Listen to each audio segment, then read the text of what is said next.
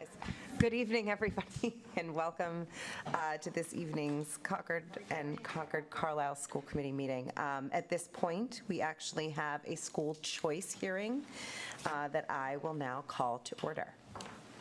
And Dr. Hunter, I think this is probably an opportunity for you to... You have to open it for both districts. I'm sorry? You have to open the public hearing for both districts. Is it for both? It's joint, so it's both. It's joint? Okay, so yeah, I guess you have to call to order too.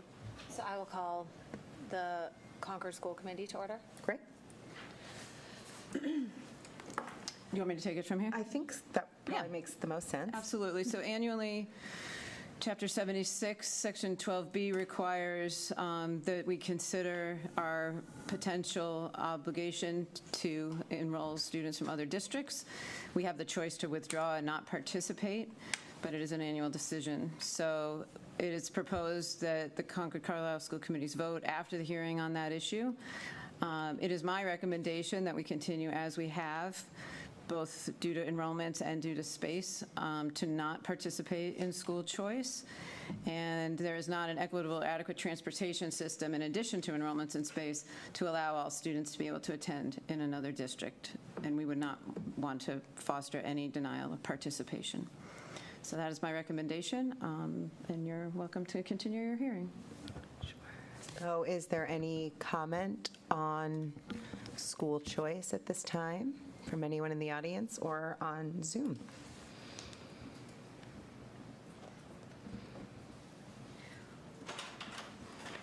Seeing none,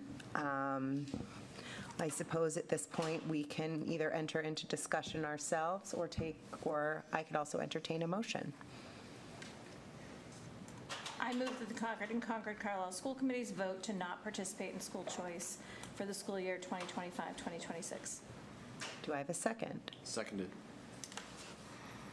Anyone want to discuss any points? Take note of what Dr. Hunter mentioned?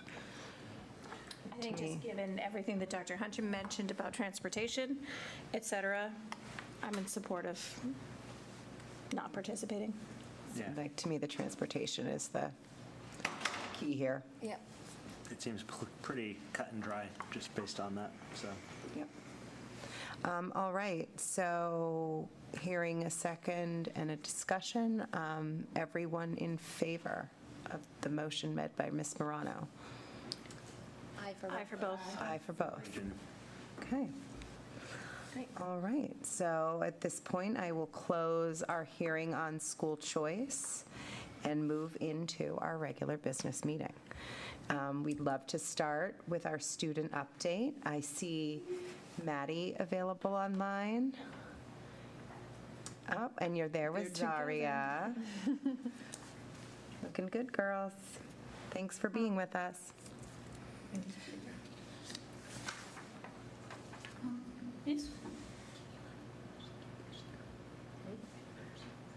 Okay.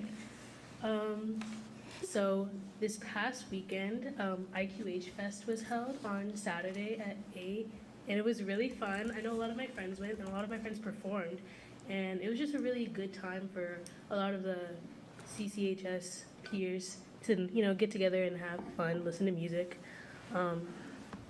The Tenacity Challenge was also last weekend, and we sadly did not make it to the finals, but our team did have a really fun time making all of their art projects, doing a lot of the math assignments, and it was just a really fun way to come together and go to other schools. Last week, Student Senate hosted the annual blood drive, which is in partners with the the Children's Hospital of Boston. And pretty much this big truck comes into the parking lot and students can sign up and they can go out and donate their blood, which is a really great event. And then we also had Wellness Week last week, which happened all week, and there were different things every day. Like there was Tai Chi in the morning, which is led by Mr. Yared, who's a math teacher here. There's also Hoops for Hearts on Friday, which is a really fun event where you can go into the gym and you can shoot hoops and pretty much donate to a fund for heart health, right? Yeah, okay. And then there's also a Fun Friday on Friday as well, which is super fun. There was a hydration station, which pretty much emphasizes hydrating your body and keeping yourself healthy during these winter into spring weeks. And also, last week we had the CCHS alumni panel, where a lot of alumni who went to CCHS and they had different paths after high school, they came and they shared their stories, and I think it was a really interesting assembly because we could see a lot of different paths you can take after high school and just see where people went and get ideas for your own life in the future. Yeah, a lot of my friends thought it was really helpful and very informative. Today, actually, we had the DESE MECO meeting. It was the Department of Secondary Education, or Elementary and Secondary Education, came to talk about our MECO program and see things that worked, see things that didn't work, to see what they can implement in other schools and see what we could take from other schools as well. And that was really informative, and I feel like we learned a lot about each other and about the MECO program, and I feel like it was a really important little meeting that we had together, and it was fun. So we also had the ELA MCAS both today and tomorrow. The schedule was flipped today, so it was a little confusing at the beginning, but we figured it out, and yeah. Yeah, and that's for sophomores. I was a little confused by the schedule. I ended up going to gym when I was supposed to in my English class, but we figured it out. It was okay. And then ongoing and upcoming, we have the end of our quarter, which is happening this Friday, so we're trying to get our last grades in for that. And seniors are starting internships, which I guess you might know a little bit more about. Yeah, a lot of my friends are, they're finishing signing up and getting ready to go to their internships next quarter. So instead of like actually going to their like classes, they're going to internships for like the remainder of the school year. And yeah. And that's all for us. Thank you, guys. That's great. Thank you. Thank you. Thank you, guys. Have a good night. Thank you. And at this point, if you see our audience, you'll see we have a great deal of student participation. We would love to move into our recognitions, starting with Theo Remington, who made it by the skin of his teeth, I see. Glad you guys got here. He is our state champion in skiing, so I don't know if you want to say a few words or if there's someone to say a few words with you. Congratulations. Theo, do you want to come talk about your season just a little bit with them? Sure, yeah. Yeah. Love to. Just tell us what the season brought, because obviously it ended really well. You can sit down. Sit with for a us. minute, Yeah. Pull up a chair. All right, so I guess my regular season consists of a bunch of races with like local schools, and it went pretty well. I actually won the league, and then went on to states, which I wasn't expecting to do as highly as I did, but I put down a good race, and the conditions were kind of crazy. The snow was super wet, which was not normal, I guess, and I guess I had a good race. And Where was the race? Where was the state I was championship held race? at Berkshire East, which is in Okay. Western Mass. We still had wet snow out there. Yeah, I know. It was like 60 that day. It was normal for skiing. There you go. Yeah, season was great. The Concord Carlisle Alpine team also did really well. The boys finished first for public schools, but second overall because St. John's Prep, I think, won the title. Soccer, skiing, they really put a damper in it for all of us. Yeah. The season was great. Team, I'm sure, had a lot of fun. We sent a lot of people to states this year. It was a really great experience, great race as well. That's so exciting. Congratulations. Congratulations. Congratulations. Of course. Thank you so much.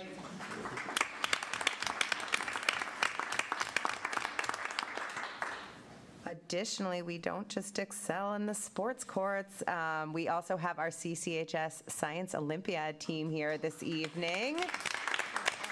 And I don't know who would like to make a few words on your behalf, but anybody, we'd love to hear I from saw you. a trophy too, so Oh. maybe they want to all showcase of the you. trophy. Oh, oh, wow. See it? It's The big. advisors are here and the whole team. Great. Come on up. Grab some chairs. I don't know. You can all come up. You can Thank you come all up. for coming. Maybe we can get a picture too. Yeah. Yeah, we'll definitely get a picture. There you go. Yeah.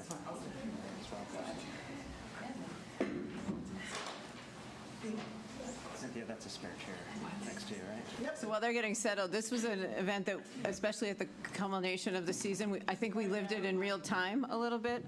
One, you had to do a quick approval, remember that extra meeting you called? And then it snowed the day they went, so we got through all of that, and they made it, and they're here to tell us about what a success it was. Yay. This was the trip to Dartmouth, right? Yes. Okay, out of state, that's right. Yeah, so this club was founded. Tell us who you are. Oh, yeah, so my name is Evan. These are pretty Let's much go the around. captains. Yeah, we should, yeah. I'm Chinzi. You can also call me Kevin. I'm Gabrielle. I'm Maggie. I'm Osher. I'm Noah. Kevin Benucci. Sharon Staggers Moss. Evelyn.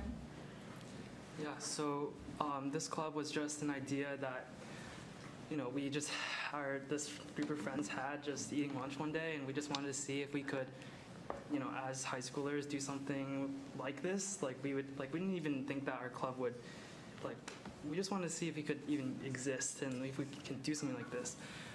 And so, this amazing group of people, together we worked hard to really learn how to lead a team of students and to know what it takes to bring together other high school students to work toward a competitive goal. And through the process, I think the most important thing is that we as high schoolers get this training so early on so that it can apply later in our lives and for the rest of the team too. I think our Dartmouth success is really just a culmination of that, of our values of creating systems, not focusing on motivation. And so that we, for example, we have structured practice testing dates, and we make sure that our captains keep all the logistics. We have captains meetings every week. And we also just value keeping our team really socially connected, because that is something that that really matters to team success. Because what is going to keep you studying up until 10, 11 p.m. We are working for the person sitting next to us. And this and our amazing coaches, Miss Moss, who's been with us every step of the way. Treats us like a mother, and we. And Mr. Panucci, who's just always been behind the scenes doing all the logistical work, including ordering buses, getting schedules made, and he's just been the backbone of our club at CC. It's just been so amazing. Yeah, and I just want to add something, because this club wasn't the easiest to start. So myself, freshman year, we asked to start the club. We got a no, because don't know why the science department didn't want to start one. And then we tried again the next year, and again we faced a lot of challenges like funding and getting enough students to want to join, because CC historically has been a pretty sporty school, less about focusing on academics. So recently, with the introduction of the Science Olympiad team, this year we grew so much more than last year. And last year we were just trying to figure out our steps, and this year we had a lot of big goals and we achieved a lot of success. I'd like to say that working with the 6 captains, yes, I have 6 captains, and we do meet and we discuss, we plan. They have been the most, it's been my pleasure. I try not to cry. They're dedicated. You don't know that they give up weekends now. When I was that age, I wouldn't give up a weekend, but they give up weekends to study. They gave up a Saturday of vacation week so that we could leave at 5 a.m. to go to Dartmouth. And there was a snowstorm, and so we had to rush back so I didn't get caught in it. So this is their dedication. And not only did they do #1 at Dartmouth, they also were 11th in the state. And you're talking last year, their first year, they were 39th. So I wish I could say it's all because of me, but no, it's because of them. Oh, it's beautiful.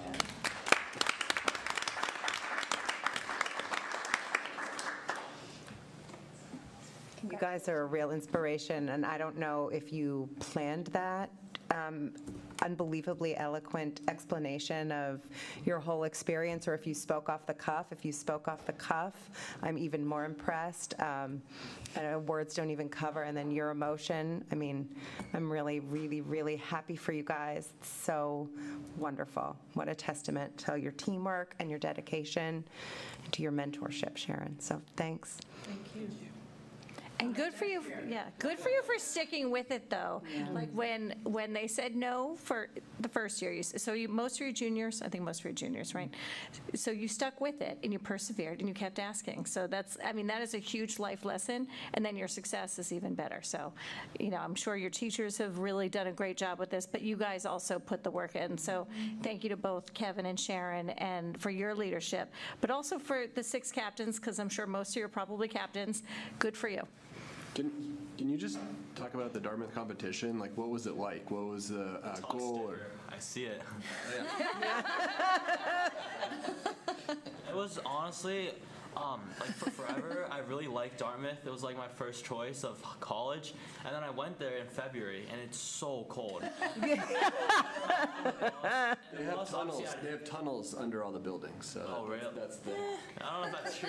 But we were on the bus on the way there at 5 a.m. and it was so cold, even with the heating. And then when we got there, the campus is actually pretty big too.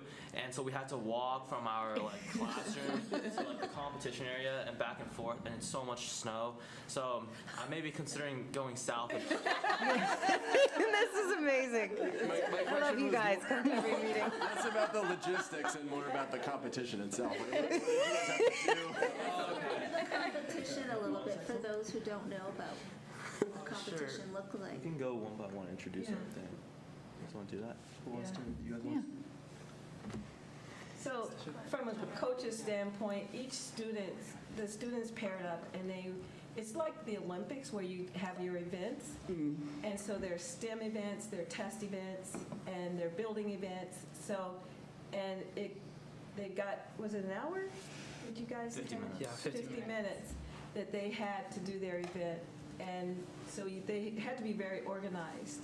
And, okay, you finished one event, you had to make sure you had the tools that you needed for the next event. It might be you needed to have safety glasses and a calculator and a ruler. And then, or in the case of helicopter, you need to make sure you brought the helicopter. And the bungee cord, you had to make sure you brought the bungee cord, and you had to have a log and testing. So it was all day. Did you guys know what the task, for want of a better word, would be in advance, so you could come prepared? Each of us are set for blocks of an hour in which we do events. The ones that I do personally are astrophysics and spring physics are 2 things that I focus on, and then we have other people. You do anatomy and physiology, ecology, a bunch of other events like that, which you have studied for, put the preparation in for nights before, and then you take tests or you test the device that you built, and you're ranked among other students from other schools, and that's kind of the structure of it. I think there are 20-something events in total, 24 maybe. And we were able to cover all of them, which is just another testament to a bond of this team. How many of you are in the group total? I know you have 6 captains. We bring to each event 15 members. In the club in total, though, I think that frequently showing up, we would have about 20 members that we would be able to call on if we were to go to another one of these tournaments. And for Dartmouth, I'm not sure, you're allowed 20 people total, 5 alternates, 15 people on the main team. And same thing in the state competition, you're allowed 15, and then you could have 5 alternates. And it's tough to choose as well. It is. It's very difficult. It's sometimes tough to narrow it down to 20 people, despite the fact that might seem like a lot. But it's good you have that many to choose from. Yeah. Last year we couldn't fit all the events because last year there wasn't enough kids on one. It was really special. We just took our team photo for this year because we get all dressed up in our lab coats for every tournament. So it's a very funny thing that we have these lab coats. And so last year it was just, I don't even know how many, maybe 9. And so, which is majority captains and then 3 other people, I think. And so that was really special to compare this year's photo where we have 2 or 3 rows of kids and we're all lined up hugging and stuff, and it's really special just to compare those 2 and to see how big our team has grown and the success that's come with it. Great. Excellent. Congratulations. Yeah. The best. Hey guys. Thank you guys for coming and taking the time. Do you guys want to do a picture? Can we all do a picture? And Theo, you too, if you're still here. He's here. Yeah.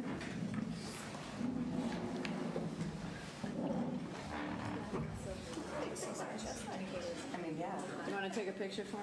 Yeah. Send it which way? I keep trying to get out of pictures, it's not working. I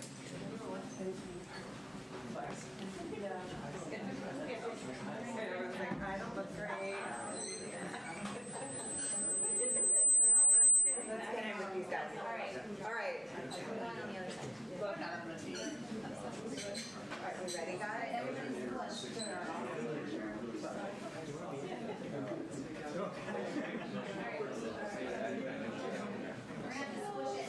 can do it.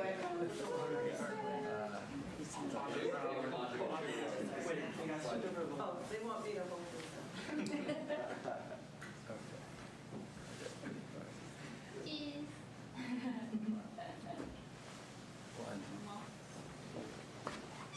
One moment.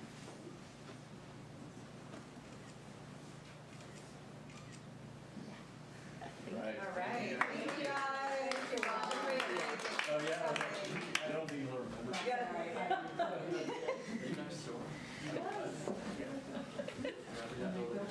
That's right. Congrats, that's awesome. That's so cool. And your sister had a good one too. Yeah, she didn't put this. That's awesome. A bear.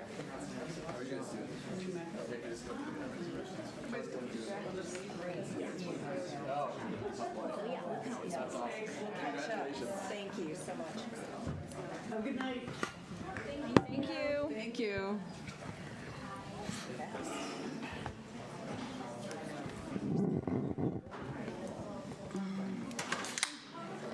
There she is.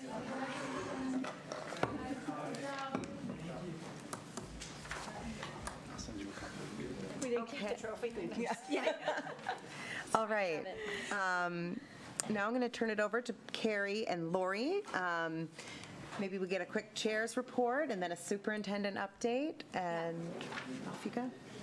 I have just a couple things. One, I just want to welcome Michelle McDougall. She is going to be our new METCO rep. She's here tonight just as a guest, and then we will look forward to welcome her to the committee at our next meeting, or we'll figure out the next steps. I know we're in Carlisle next meeting, so we'll figure out the next steps. But anyway, welcome. We're very excited to get to know you and welcome you to the table. So thank you so much. Thank you. Yeah. Yeah, yay, thank you. And a very big thank you to Aisha, who had so many conversations and really spearheaded the effort to try to get someone to join us at the table. So thank you. The select board announced a land matrix committee at one of their recent committee meetings. And so I will be looking for volunteers for that. If anybody's interested, you don't have to volunteer. Don't everybody speak up. Is it just Concord? So this is just Concord, yeah. So this is the kind of, the select board is going to be looking at holistically at the land that's available or will become available in the years to come, and thinking about how to best use that land. And this is a committee of basically committees, other committees who will be coming together and talking about that. So they've asked that a school committee member be a member on the committee. So if anybody's interested, just shoot me an email and we'll talk about it. Do you know, is there like a term, or like, is there an expectation of how long the committee will meet? I don't know that, but I can find out. It's not a, it's going to have it's going to have an end and a beginning. Yeah, do we know what it is? I would say it's usually between a year. A year, you think? Okay. And do you know when the meetings are going to be and when they're going to start? Who knows? I don't think it's that. It's I think not. it's still in the Monday or like Tuesday. creation and development phase. Yeah. Okay. Monday, Okay. Then the last is that I have a reminder that our next meeting, I just said this, is in Carlisle. It is going to be I believe, a regional meeting only. So just for it won't be a joint meeting, just for CCHS. All of us will still be there. We are going to be meeting in Carlisle, and we welcome people to join us at that meeting. It's at their townhouse? No, at their Town hall. Town hall. Yes. And then I also wanted to address some feedback that's been shared about the Thoreau playground. So first, I just want to say publicly a very large thank you to the incredible group of volunteers who have raised nearly $500,000. I think they're like $596,000 towards this playground. It's an incredible feat. And this is an entirely donor-funded initiative. So if it becomes a reality, it will be because of this very, very amazing group of people. Also, recently, a few parents have raised concerns about the accessibility of the playground. The accessibility of the playground's current design, which is in its conception phase. So the playground will eventually come to the school committee for a full committee vote. And this current vision is to support fundraising efforts and really to further the conversation about the playground and the need for the playground. But ultimately the school committee will vote on the design once the fundraising has been complete. Earlier this week, Dr. Hunter and I had an opportunity to sit down with these parents, and we talked about our shared vision for this playground, and I think we are all committed to maintaining open communication and working together in a collaborative spirit moving forward. And we don't know what a solution will look like at this point, but we are working towards that together, and we will ensure that this is a space where all kids can enjoy play. So that's the Thoreau playground. But ultimately, thank you to everyone involved, and a big thank you to the community for their generosity towards the project as well. Awesome. Those are my updates. I need you. Let me jump in? Yeah. Agreed that, I stay close, and the numbers are just outstanding and impressive, and thank you to the community for the response on building a new playground over there, along with all the other projects we're working through, and CPC funding coming at town meeting, hopefully. And anyway, more updates to come on all of that. I just wanted to follow up on Zaria's comments about the DESE visit this morning. They were here to listen and learn about METCO, so we met with them as administrators. Then we went to the high school, as you heard, where we had students with them, and we went to Alcott. And I think they heard, again, it's not a formal visit. It really is just information gathering and intake on what a day in the life is, and talking with the kids about that and what the kids think's working and what we could all work on. And we obviously shared some of our opinions too, but a kudos to the leaders in the district who put students centered at the visit, including Andrew Namichi, who's on family leave right now, because that was just really, really important, whether it was their student voices. And our students, as typical, their voices are willing, they want us to hear them, so it wasn't a silent room, which already impressed DESE, that they weren't sitting there with kids who weren't willing to talk. Not at all. And then to get to the elementary school, and a second grader toured them around, and then we had lunch with first graders, and we were able to even, how many of you have siblings? And I think it just brought the whole program to a level of humanizing it. Their questions when they came in were about funding and enrollment process. And I think by the time they left, they're like, wow, and we were not the first district. They were getting to everybody eventually. You could see in them, they're like, oh, it's actually about kids. And that was one of our biggest goals. So, but our kids were just really shining this morning. It was really fun to be part of that. Which I didn't think was how the day was going to go. DESE visit fun in the same words. I wouldn't have predicted that. It sounds like Daria felt similarly. Yeah, she was very articulate. Zaria, yeah, she was very articulate. And I think this experience here has helped her grow, because she's done 4 years of this. So a lot of them had different experiences that they were able to reference and talk on. But we didn't sugarcoat it either. They appreciated our honest and open, storytelling, and took that in. Lori, what's the output of that? Is it, we don't know, it's just... I really, from everything I'm hearing, as they set up the meetings and then talk with us as superintendents, they're just trying to really understand the program. Okay. So they're not making decisions in a vacuum, which kudos, right? We're pretty excited when they say that. Great. So, yeah. It was nice it wasn't high stakes. I think that was really important, actually. Yeah. They really got an authentic view that didn't have all the, what are you going to write and what are we going to have to follow up on, and all that. It was really just taking it all in. Middle school, we'll talk for a few minutes here. So we are in phase 2 actively. The mods, 2 out of the 3 structures are down and ready to be removed in their debris status. So that's been really another big benchmark to watch that start to happen over on that site. We're working with the design team, and all the same people are still at the table talking now on phase 2 and whatever tweaks we need to do in the new building. Overall, this first month has just been really, really successful. I've been able to talk with teachers and kids, and teachers are already naming the lift it's given to their instruction, the things that they're able to do now that they either was hard to do or impossible to do.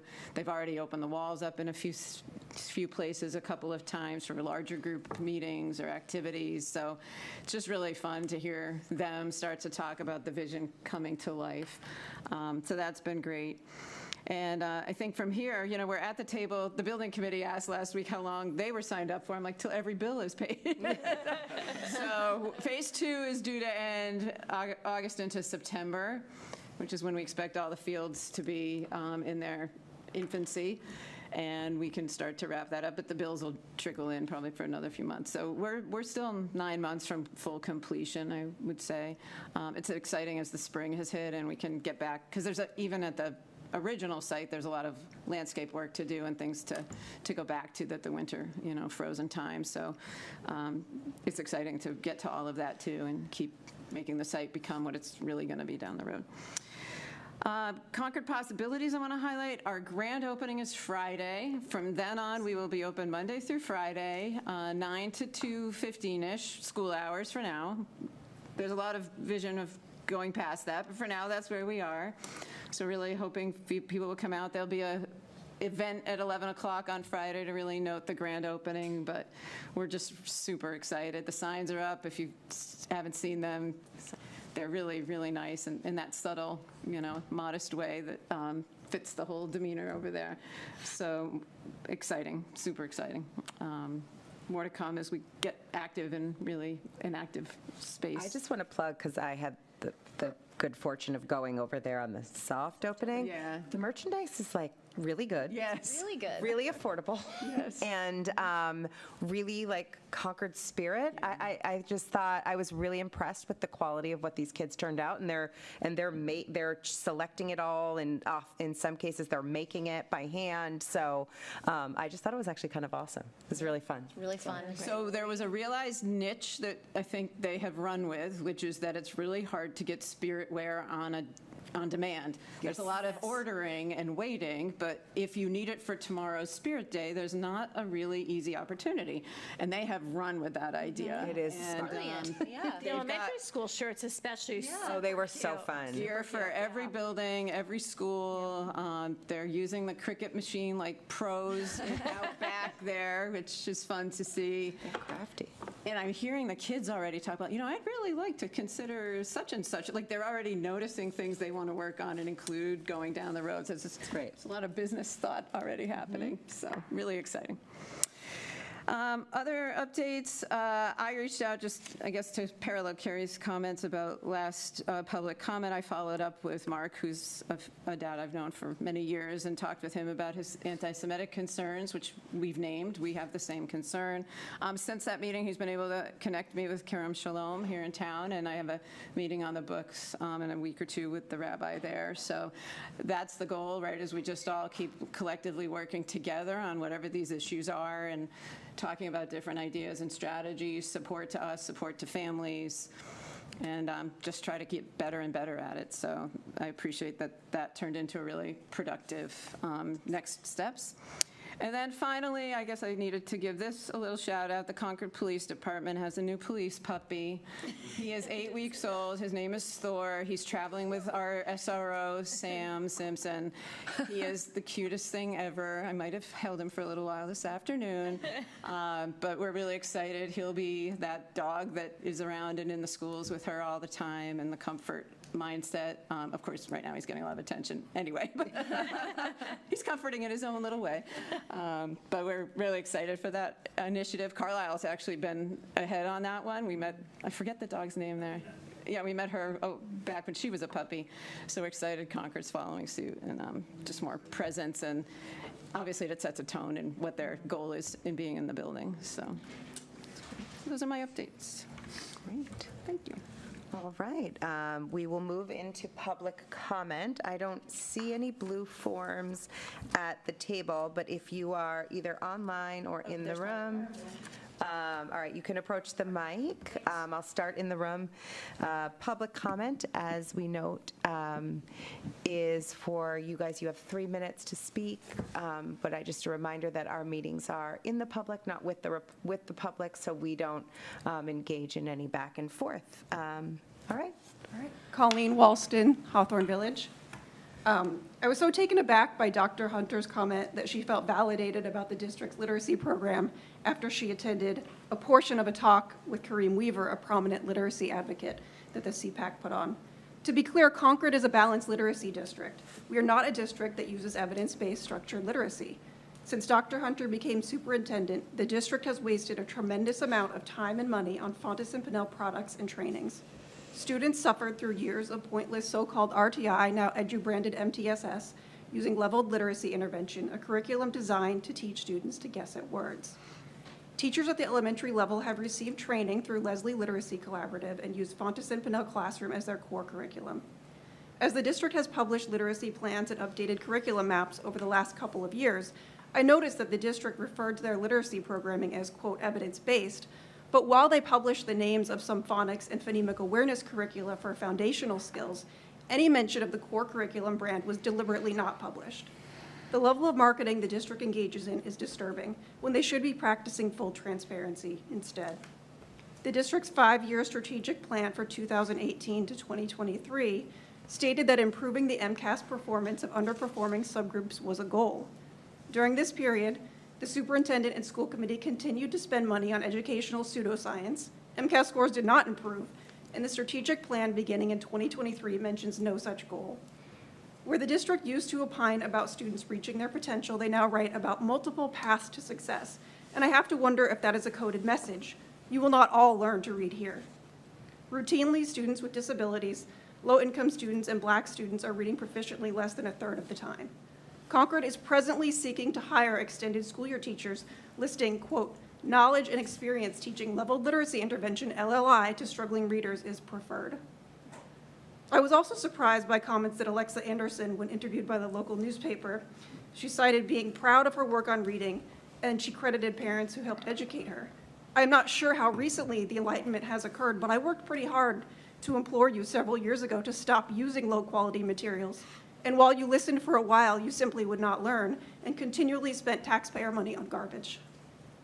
So to the administration and school committee, you have been asked to stop using LLI and Fontes and Pinnell Classroom. You have been asked to apply for grants for high-quality curricula to replace your low-quality curricula.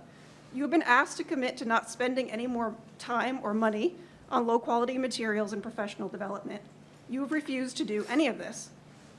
If you are to replace the garbage with something new in the near future, it is essential that all decisions be transparent, that you engage with independent professionals, experts in the areas of structured literacy, to educate you on the why and the how of the changes. It's essential that the professional development and coaching be robust, and that you reject any materials that encourage guessing at words, otherwise known as 3Qing. Your history has demonstrated that not only can you not be trusted Colleen, to make can you wrap literacy it up? decisions alone, you can't really be trusted to make these decisions for our children at all.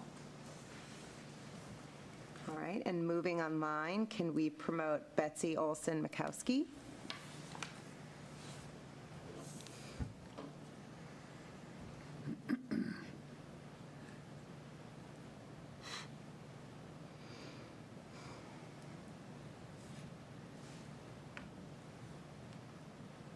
Hi, Betsy. Hello, thank you. Do we need to say our address?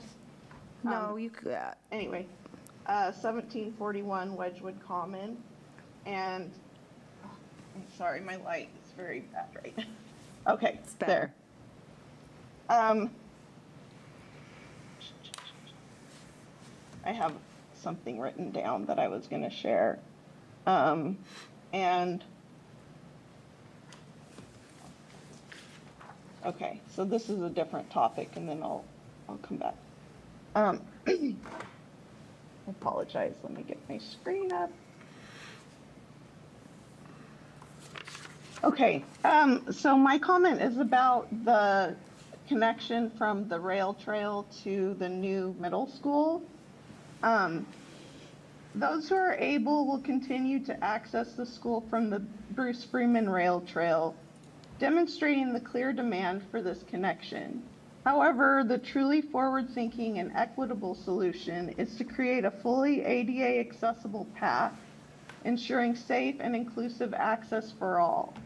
While this requires an investment, it is a long-term infrastructure improvement that will benefit the entire town, expanding opportunities for safe, active transportation and amplifying the economic and business advantages the rail trail already brings. Investing in accessibility is investing in the town's future. Okay. And then I just wanted to echo some of the things that Colleen said.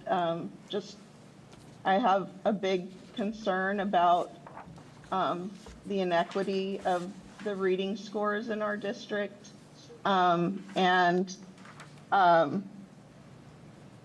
also I've just known many families that have just struggled, and it's been really heartbreaking, especially when we have research-based curriculum that's already out there. That's all. Thank you so much. Thank you, Betsy. Anyone else in the audience? Seeing none, I don't see any more hands raised online either. Yeah, before we move on, I just want to note that in coming meetings, we will be presenting on the reading work we're doing. We have 3 science of reading programs that are being considered, and one will be chosen by the end of the year to complement the phonics and foundations and all those research and science of reading based programs. So Shelley will be bringing that in the spring. So invite everyone to come and listen for that. And then just in terms of the connection from the middle school to the Bruce Freeman Rail Trail, I actually have had multiple conversations on this topic, including one this afternoon. The slope of the hill between the building and the trail is very challenging. Being ADA compliant with that steep of a pitch brings a lot of challenge. So there's a lot of discussion going on about it. I just feel like it's worth saying it's just not, there's not easy answers. We all believe in the need and want to figure something out, but it's not as easy as it sounds. So we are actively talking about it. All right. All right, I think we can wrap up our public comment. We do have a consent agenda before us, and I would like to take a motion to approve the consent agenda. I make a motion to approve the consent agenda for March 25th, 2025. Do I have a second? Seconded. I guess in a consent agenda, there's really no discussion, so all in favor? Aye. Aye for both. Aye for both. Thank you very much. Can I just highlight, there's a donation piano. here of a grand piano to the middle school. Big deal. It's a very generous donation, and it allowed us to take that cost out of the project. So we're really grateful for someone thinking to have the schools benefit in that kind of way. Yeah, there was a lot of action on that online that I saw, so I'm glad it panned out. It did. Wonderful. Very successful. What great news. All right, we'll move into correspondence. I am unprepared for this. I am not the chair, so I'm just filling in. So I think it was all cell phone. Okay. We had one request about, or email about equipment for the music department at CMS and to CPS. Personally. And then we had probably another. We had a records request. We had one records request for the district about public correspondence between the committee and the public. And I think another 1 to 10 cell phone emails. Yeah. Okay, great. Thanks for the summary. All right. And at this point, we are excited to bring up our two co-principals, Brian Miller and Katie Stahl, to talk about our Challenge Success program at the high school.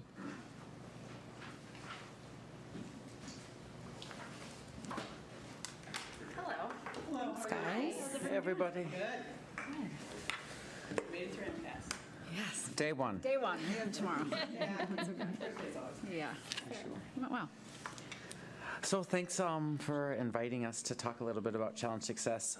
We shared a slide deck earlier, so we're not going to do any slides today. Just maybe highlight a few things and then answer any questions or have a conversation a little bit. So we've been working with Challenge Success for nearly a decade. After sort of COVID, we hit a little pause. There was other things to focus on, and then a couple years ago, we re-engaged. And that was one of the big pieces that drove our new spell schedule, was coming out of Challenge Success, and we looked to identify sort of some different priority areas that Katie's going to talk about. So last year, we kind of rebranded our work Challenge Success 2.0, just because during COVID, there was a little bit of a slowdown with some of the work that we were doing. So last year, we really focused kind of on 3 buckets with our Challenge Success work. One of them being a well-balanced schedule, so really trying to look at students and make sure that, you know, they're not having schedule overload, creating a caring and collaborative and respectful school, and really looking at some of the culture of competitiveness and why that's happening and how to kind of combat that. And then looking at a strong sense of resilience and coping skills or lack thereof for our students, and ways that we can help try to build some of those skills with students. So we have given this Challenge Success survey, this was the 3rd time we've given it, and it's really nice because we have sort of have this nice longitudinal data over, you know, 8 or 9 years. So we're just going to highlight a few of the things that we thought that stood out to us. So something that we're really proud of, and something that the Challenge Success folks told us that they rarely, if not they haven't ever seen, is the word fun come up as one of the most used words to describe the school. And so we had that as one of our results in 2021, and we had it again in 2024, which was something we're really proud of, because as you all know, a big goal of ours is for the kids to really feel joy at school, feel a sense of belonging, and to have fun while they're there. They spend a lot of time there. So that was something we were happy about. Another piece that we're happy about, but also an area of focus, is this idea of teacher care and support. And noting that 77% of students feel like they have an adult to go to if they have a problem. And while we think that that's good, we know that that still means that, you know, almost 6 kids in a classroom of 24 maybe don't feel like that. Now, this survey was also given in the fall, so the freshman numbers are understandably lower.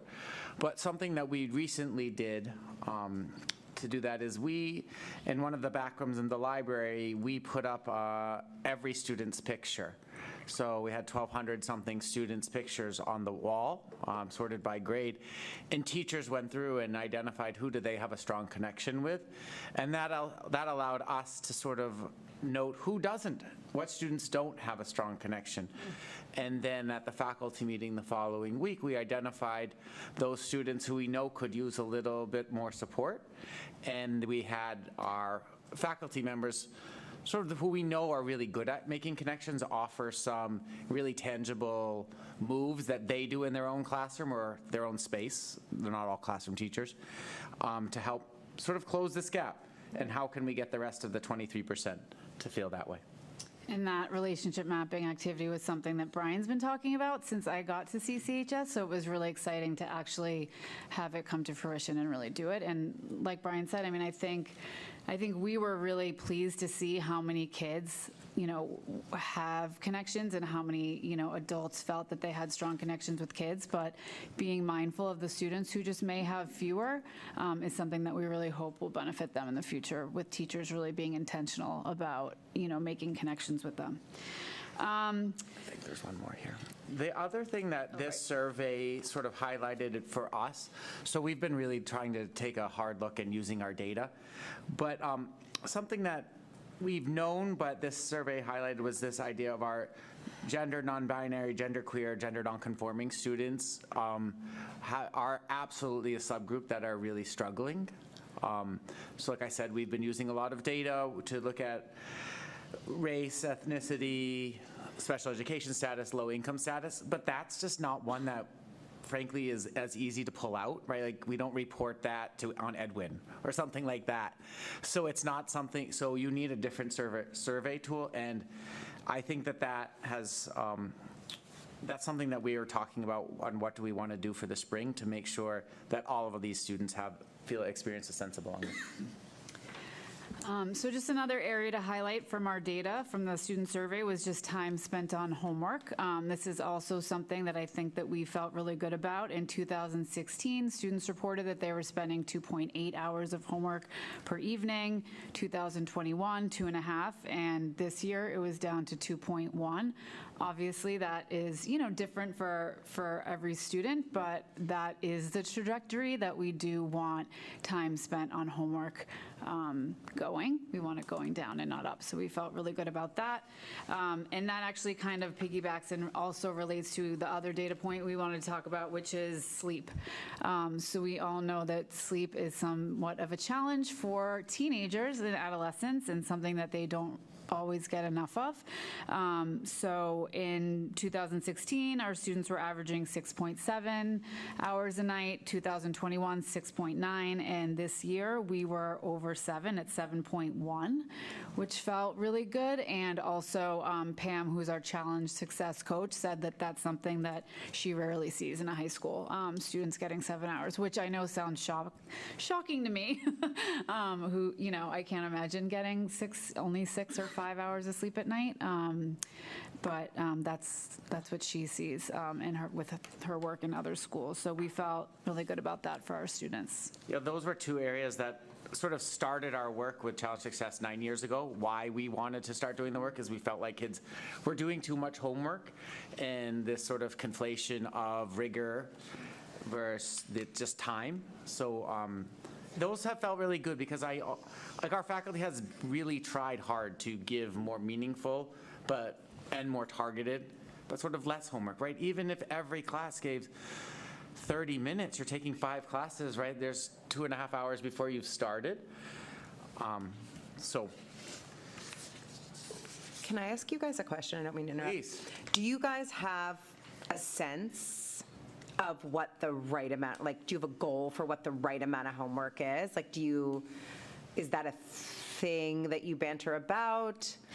That's a common question. Yeah, I mean, I feel, so I don't think it's research-based, but I sort of I like this idea of 10-ish minutes per grade, which meant so if you were in 9th grade, you'd have roughly 90 minutes. If you were in 10th grade, you'd have roughly 100 minutes. So seniors to have 2 hours of homework. Yeah.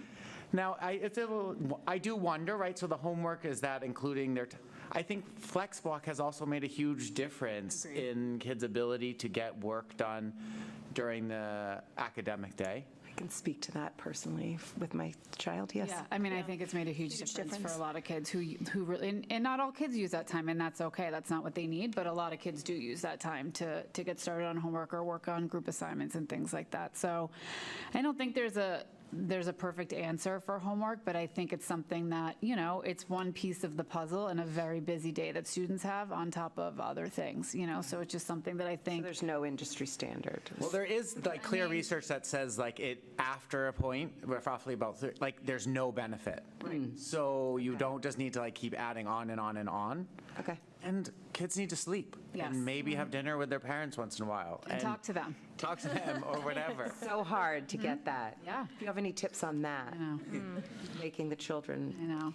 more talkative. We'll work on making them available. You can work on the talking. Okay, great. It's a partnership.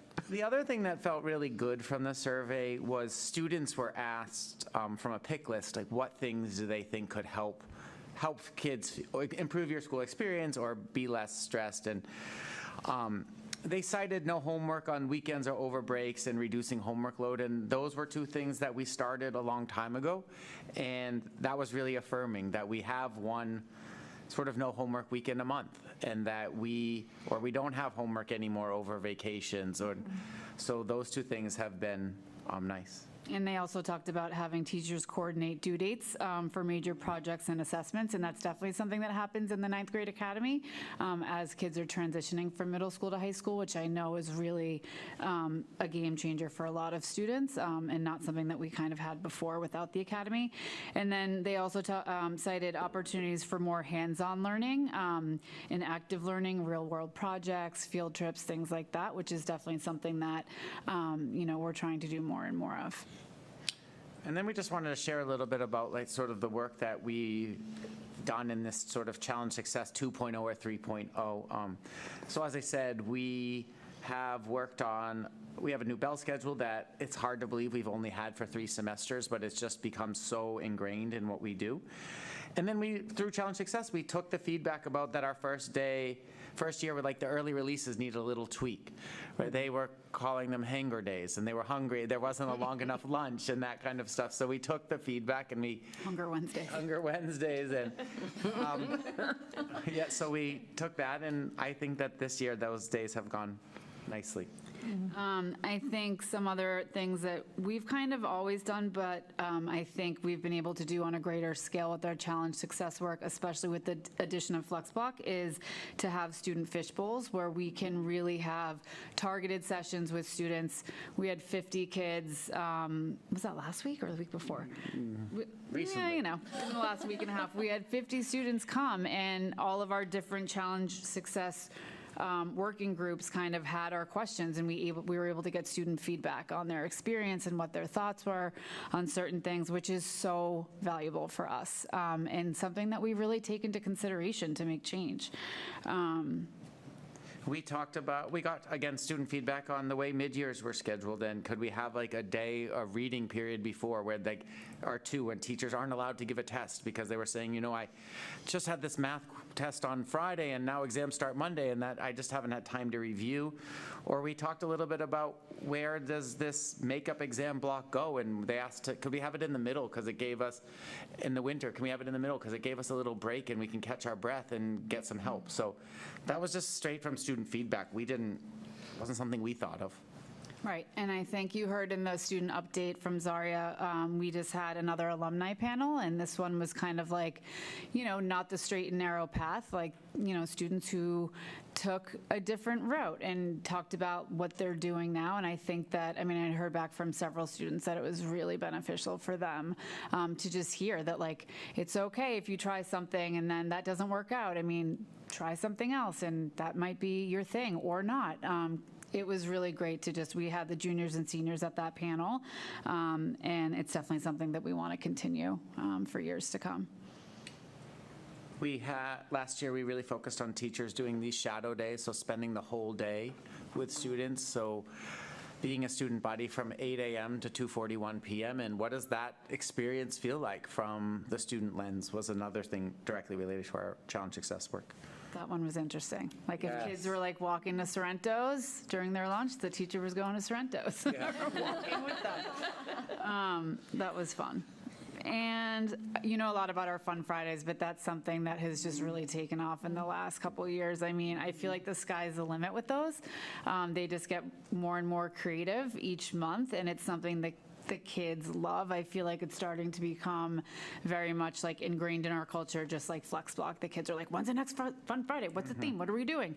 They like want to know all the things. And we have kids like volunteering to do things, like the ping pong club was a huge one that like just kind of came out of nowhere. And now there's a lot of kids playing ping pong, table tennis, and it's great. So. Alexa, to your question, I think one thing we want to work on this year is sort of some tips or tricks that parents can do in their own house about so Challenge Success is really big on this acronym PDF, playtime, downtime, and family time. But what other things are easy moves that parents or folks can do? Cool. And then the last thing that we wanted to just talk about in terms of the current work is just this belonging film project that Christina Johnson, our wellness coordinator, has taken on. They partnered with a local filmmaker who did this project also with Lincoln Sudbury, but we have 16 students who are making short films about just what their experience is at CCHS from all different types of groups, walks of life, and they're working together collaboratively. So that's been really exciting, and I'm really excited to see the final cut of those, and we're hoping to have a night where we are going to screen them. Oh my God. Yeah, yeah. That's awesome. Cool. That's amazing. It's amazing. Yeah, it's been really great. I have a cameo in a couple of things because you showed up at my door and they're like, "We need you to do this." I'm like, "Done. Let's do it." So I think our big takeaways from Challenge Success Survey this time were really being intentionally focused on our LGBTQ, non-binary, genderqueer, and are continuing to focus on our students of color. Thinking about professional development with engagement. And then also this other piece that Dr. Hunter's leading, but where does AI fit into the mix as well? So I think that's sort of, those were the big pieces we wanted to highlight. I don't know if there's questions or. Do our peer districts participate in this program? Dover Sherborne does. Yeah, they're one of the, that's where it started. Like, yeah. that's honestly how we found out about it. They did an article in the Boston Globe 9 years ago. Yeah. And our coach, Pam, her kids went to Dover, and she was really big on it, on Challenge Success from the parent side. And then her kids graduated, and she's home, and now she had a bit of time to sort of do this. Spread the word. Yeah. They work obviously with schools all over the country, but that is a local one. They hosted the spring conference last year at Dover Sherborne. I guess anecdotally, I could speak as a parent. I think I've been a parent in the high school since 2014. So like when Denise Pope came in, it was like, oh, Denise is here and she's going to talk about Challenge Success. The high school feels different. It feels very different, intentionally different. I think the outcomes are still the same, but it feels better. I mean, it sounds kind of ridiculous to say it just feels better, but it really does feel better. You know, gone are the days of 6 hours of, 100 chemistry problems on a Sunday, because that's what it did look like in the beginning. I think that you're hitting the balance of what's enough homework while still getting the same outcomes and test scores. But I think it's like the little things, like do they have a teacher to connect with? Do they have anything to connect with? And I love that you did that reverse, putting the kids up the there. relationship Really up there. just powerful. Yeah. It was that pretty is powerful to amazing. go in It the was room. amazing. It was like, it gave you chills. I mean, And the whole staff can see that, and you can really see if there's, these kids that are sitting in a classroom quietly and being unnoticed. So kudos to you for all the work you've done on that. And I just had a question about your LGBTQ plus population. So do you ever get feedback from the Spectrum group? Like, did they? So that's a great idea, and we are going. So that's actually the group that I'm working in. So we are meeting with Pam next week to just take a little bit of a deeper dive into that specific data from the survey, and then our plan is to meet with Spectrum and then also BSU as well. But yeah, so we're hoping to meet with them in like the next couple of weeks, hopefully. Great. Yeah. Can I ask maybe a dumb question? So like, I'm just on slide, whatever, teacher care and support, right? And the band between the low is 3.7 and the high is 4.1.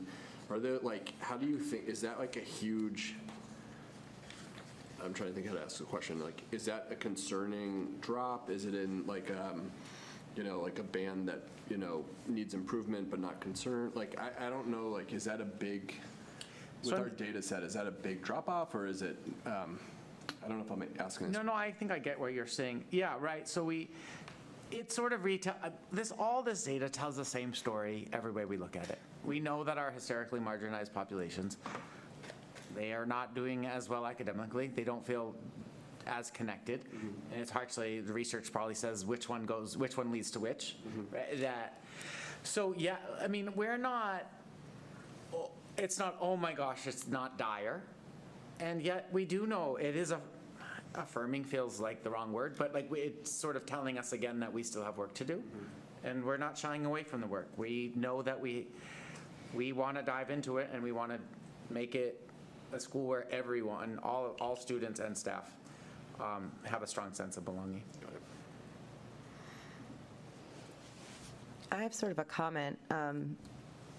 What my biggest takeaway was not a lot of the detail, but more in like the overarching narrative that you all, as leaders in the school and as professionals, take extraordinary amount of time to sit with our students, solicit their feedback, and then we see an actual change in philosophy, in anything from the structure of the day. And I think that is really telling of the fact that you guys do center students and that, you know, we are looking out for what's best. And I think when Tracy mentions too, we're doing all of that and yet the outcomes are not changing. We are still achieving at a very high rate. So I'm so grateful to you guys that you are willing to put in that time because, you know, part of it is data and part of it is qualitative. And so the marriage of those two things, the quantitative data that we get through surveys where you guys can really look at that, but then you marry that with all of the time and effort you guys take to get the qualitative data and the real understanding and heart behind it, I think is a testament to you both. And I am glad to hear very, very tangible changes that have been made for the better of our students. So thank you. Thanks, Alexa. Yeah, I thank appreciate it. you.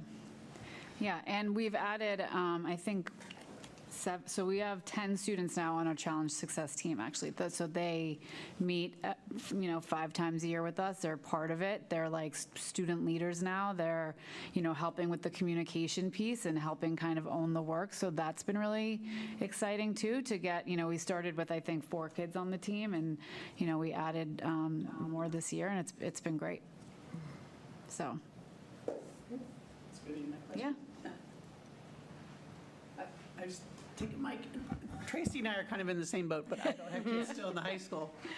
I have to say, I'm going to say pre-pandemic, I had my kids graduate, 16 and 18. It was a very different school. Very different, yeah. And I don't know if things would have changed. I think changed throughout, I would say, at least the Commonwealth and many high schools similar to ours. The pandemic definitely had an impact on teachers, on students, on families.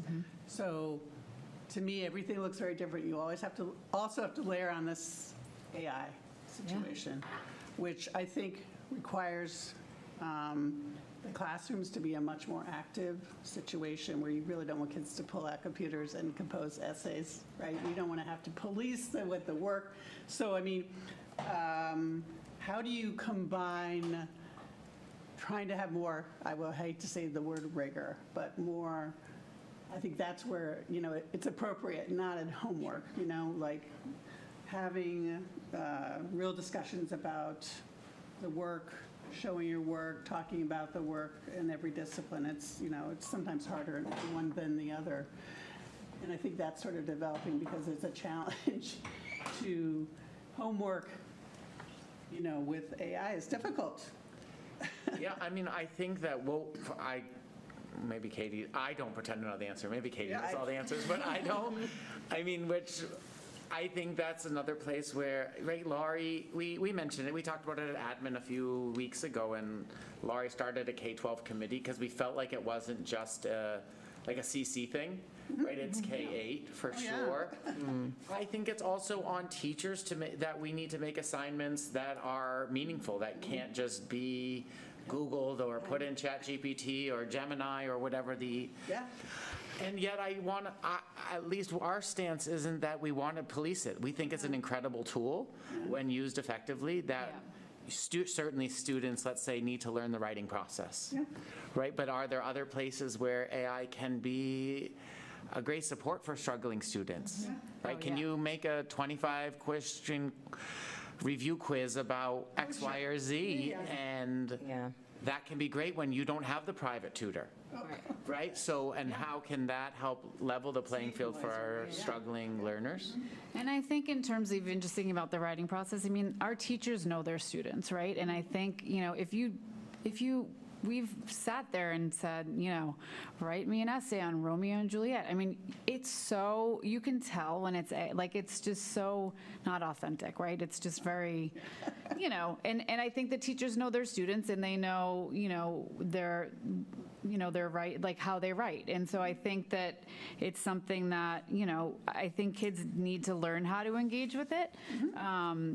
And I think, it's something that we have to kind of empower them to do, but in a responsible way. It's an ongoing thing. I mean, it's absolutely. Yeah, we're all still learning about it. Give any update on my AI committee, but I will just for a quick second. So, to get 20 educators K through 12, and it's really a balanced mix of both levels and content and special subjects. So ELL, special ed, English, social studies, K through 12, all in the same place on a afternoon from 4 to 5 o'clock voluntarily. I wasn't sure what to expect. It was phenomenal. It was absolutely phenomenal. And I pushed them to think on what the opportunity is and to put the challenges aside. Really hard to do, by the way. And I heard a few examples that I'm like, wow, there's so much potential here. A few of them are really dabbling, and they were sharing some stories. In the meantime, when I put it in my Friday email, I got an email back from one of our parents who's a professor at Harvard School of Education and is in the working group for AI, and she's offered to come meet with us next week. Even better. So I took her up on that. And today they found, two of the high school teachers found a summer workshop they want to go to on AI. So I think we're at the beginning of the conversation. I want to get to a point where I'm bringing you sort of the vision, broad vision, and some policy, which is going to be hard to put to paper, I'm already aware. But I think there's so much energy on this and so much stress about it because everybody's worried on everything you just talked about. But I'm really having fun already, and I think the people who've started to engage, and we're going to just keep widening that out, are going to. It was interesting. My 6th grade daughter is taking her trimester 3 elective at CMS, and the elective is called Genius Bar, and I don't think she knew what she was getting into. And basically what I'm ascertaining is it's teaching children how to do a fairly substantial research project. So her topic was swimming, and so she goes, I have to have 20 things that are subtopics in my thing on swimming. So I said, you should do something. I don't remember what I said. We were, in bed last night, and I said, you should ask this. And she goes, Mom, no. None of our subtopics can be anything that you can get an answer with a single Google search. She was like, so we have to, collect our information and make sure we cite all our sources, and nothing can be that simple. It has to be much more complicated. So even that, I feel like, is a simple change in practice that is just making the kids think about things differently. In live time on the meeting, they ask, how do you source AI if you use it in a paper? And I'm like, I don't know. One of them actually asks ChatGPT while we're on Zoom. How do you do it? APA format for how to cite AI. I'm like, okay, so we're all going to learn right in real time here. That's what's actually really fun. The answers aren't all out there. We're going to evolve along with the possibilities. And it's going to continue to evolve and change too. Yeah. It's terrible. A lot more to come. We'll definitely bring you a report before the end of the school year. But I do think that the AI committee is like a continuation of all of this challenge success work, because it's such an example of all of the innovation and asking questions and taking action. It's just part of that. It's constantly learning and growing. And then I think so much has already been said that I won't reiterate, but thank you for all of this.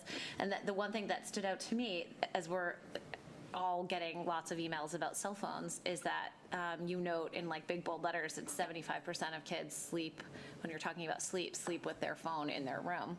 And I think that is a big piece of our challenge as we think about cell phone use in schools. To Dr. Hunter's point, it's 8 hours of the day or 6 hours of the day, and what's happening outside of that. So there's a ton of good data in here. There's so much good work happening. Thank you. Welcome. And I appreciate you volunteered to come because you had things you wanted to share. So that doesn't happen all that often. That's great. But I think that's a great mindset for us to get in, that when we see those moments that we should bring you, we volunteer to do that. Yeah. Sure thing. We love talking about challenge success. Yeah. That's great. Thank you. Great. All right. Thank you. Thank you. Good Thanks so night, much. both of you. Yeah. Now we'd like to invite Emily Rush and Mark Howell to the table.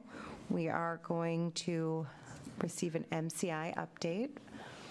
Emily is on the committee, and Mark is also on the committee as the select board liaison. We also volunteered to be here, so do we get? Yes.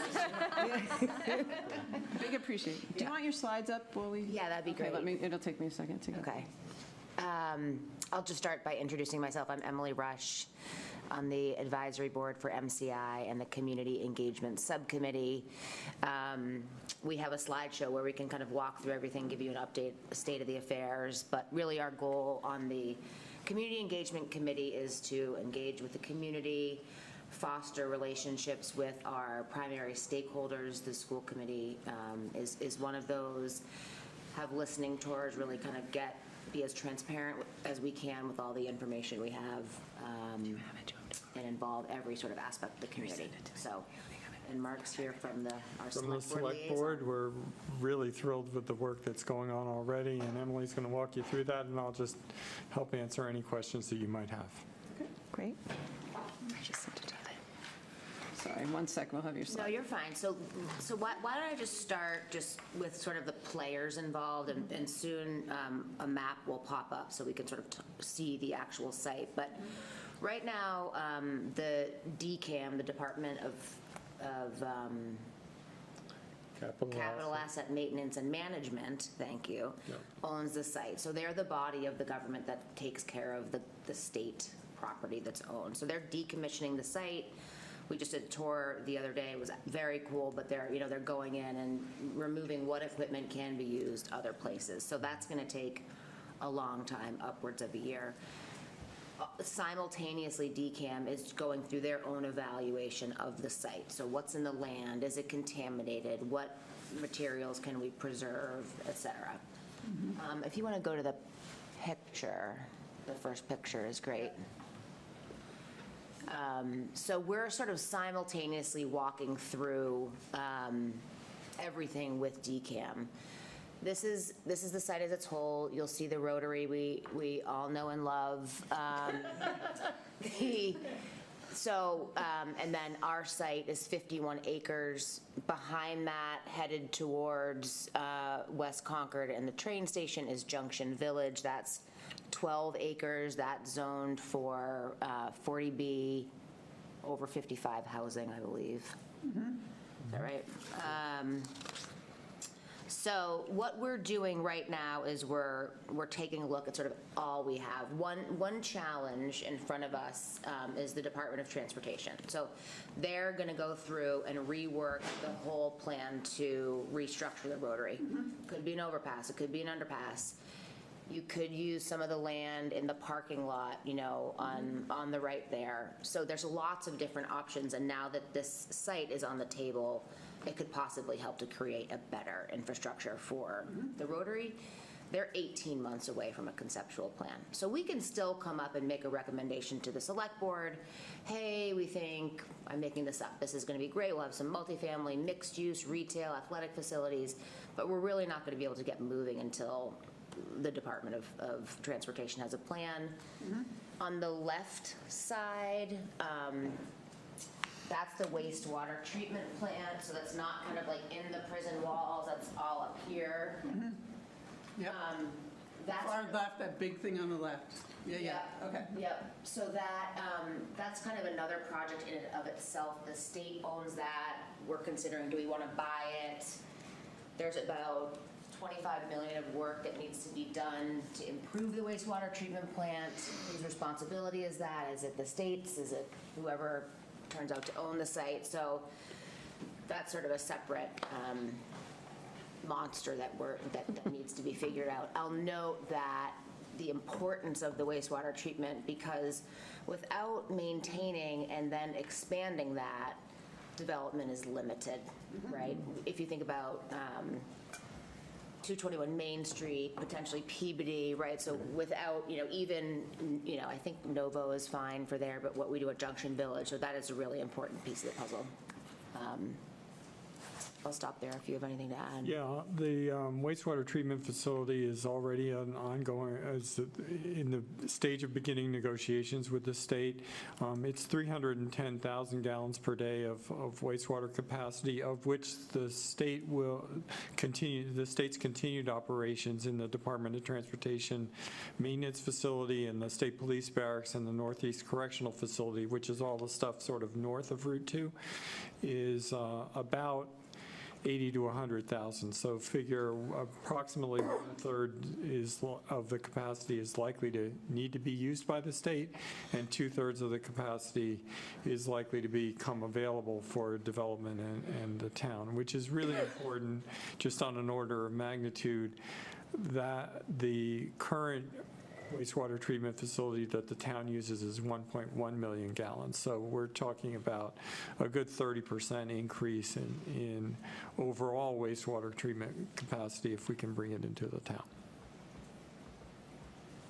And a fun fact before we flip to the next slide, but right in the middle, you'll see a small sort of square building. That is sort of where the mosque, the temple, the church is, and I don't know if folks know, but in 1988, Mother Teresa came to visit to spread the message of peace and love. Yeah. So it's pretty cool. So you can pop to the next slide, please. This just talks, area overview, right? Of course, we also have what's going on with Warner's Pond. So there's a lot to kind of consider in the village of West Concord itself as we think about. And so we are engaged with all of these various entities. If you want to go to the next slide, please. So this just talks about our charge. We were sort of formed in April. We've been amending our mission through June, and really, as mentioned, it's just to sort of create communication within our town so we can advise an effective strategy for the select board as we think about redevelopment. We have hired a consultant, a firm called Agency. And one of the women there spoke, and I loved what she said. She said, our goal is really to marry vision with data-driven solutions, right? So what do we want as a community? What's going to drive tax revenue for our town? What's going to be good for our students, our schools, and what's going to be good for the vendors that operate out of these spaces? So if you want to pop to the next slide, this is just a super quick overview of who is on the advisory board. We're also, with Agency's help, we're in the process of redoing our website to make it a bit more user-friendly. So you'll click on it for the town website, and then it will pop automatically to a website that we manage. But schedule is on there. You can learn about each advisory board member and sort of the latest and greatest on what's happening with the development. And then you can shift forward. You can leave it here if you don't mind, Dr. Hunter. So this was the presentation from DCAM when they came, when was that, September.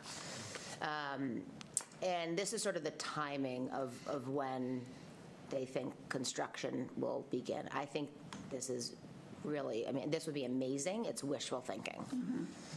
Especially if you think of like the delay that's going to be caused from the Department of Transportation, the work DCAM needs to do. There's tunnels under this thing. Like, it's massive. Like, the environmental is going to be really intense. So it's going to take a lot longer than that. But what we're focused on right now with the help of Agency, and this is a newer slide, so my apologies, but is effectively what we want to focus on for community engagement in the coming months. And so we're going to have a series of public workshops. Those will be, we'll share the dates, but April 30th and May 28th. There'll be a workshop in the morning and in the night on each of those days, because we really want to make sure we're getting a full range of people. Something we'd love your help on in terms of communication, right? What's the best way to access like the young parent group who can't get to a meeting like this at night? Is it a PTG meeting? So we'll want to talk about that, but we're having sort of a series of listening sessions, themed community conversations. It's meant to be a really interactive process. We want feedback. We're going to roll out a new survey for feedback about what people want as well. Am I missing anything there?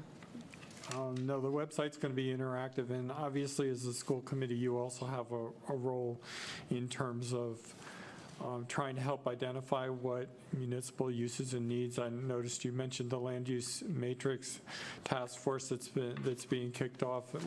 We anticipate trying to impanel that and starting in May from the select board perspective, and that's about what are the opportunities for all the various parcels of land that may become available. This is about diving deep on what does the community want to see eventually come up in this piece. So there's a sprint going on right now. It's led by the Land Use and Planning Strategy Group working with agency to get the visioning underway, to get community input about what we want to see to happen next. And so that it's also really important to get as many voices as possible into that. Yep. And then this is just, sort of a brief overview of what each subcommittee is focused on, and it's been great to have these subcommittees because it's just felt more productive and action's happening. Yeah. I think finally, we're working on a drone tour that will be part of the website, and it's, dovetailing off AI. I don't have a sample of it here, but we've taken all of the information that came back from the DCAM meeting in September and distilled that into, I think it's like a 20-minute podcast. And it's pretty crazy because it sounds like a real podcast and it's pretty accurate. There's some mistakes, but so we're trying to find ways to leverage AI to, just get as much communication out as we can. It's wild. That's great. So that's all I have. Open to questions. Thank you. So so I saw the 440K, right? Yep. Was this used to pay for the consultant? Yep, and I believe the final price there was 400. Okay. So we're in the process of sort of rejiggering the budget, thinking about, because we need to use all the funds that were allocated for us this year, so we need to think about how to disperse those funds. And what's the term of the agreement with the consultant? How long is that? So they're working on 4 phases, which have to do with discovery and visioning and community outreach right now. That's going through June. There's a 5th and 6th phase, which is the actual zoning work, which will be in FY26. That's also bid out over the 400 at another 100,000. Okay. So your goal was to use up that money? Yeah, we're trying to use it. We're trying to unlock our legislative representatives actually got us 725,000. In 2 earmarks. The second earmark, we're working to unlock it, which gives you an idea of how easy the state is to work with, so that we can spend it before it expires in June 30th. And that's mostly going into this wastewater planning effort at the moment, because that was actually already up and running, and so we were able to do it on their timeline. I mean, that's so interesting, I think, this challenge with the wastewater treatment plant. It's such an opportunity, but you have to negotiate.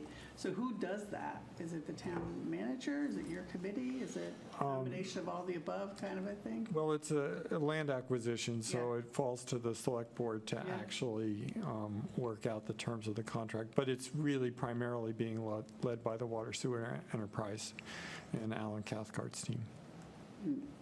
I assume everybody is interested. I mean, it sounds like something that's hard to pass up. Right. Yeah, but it's the money.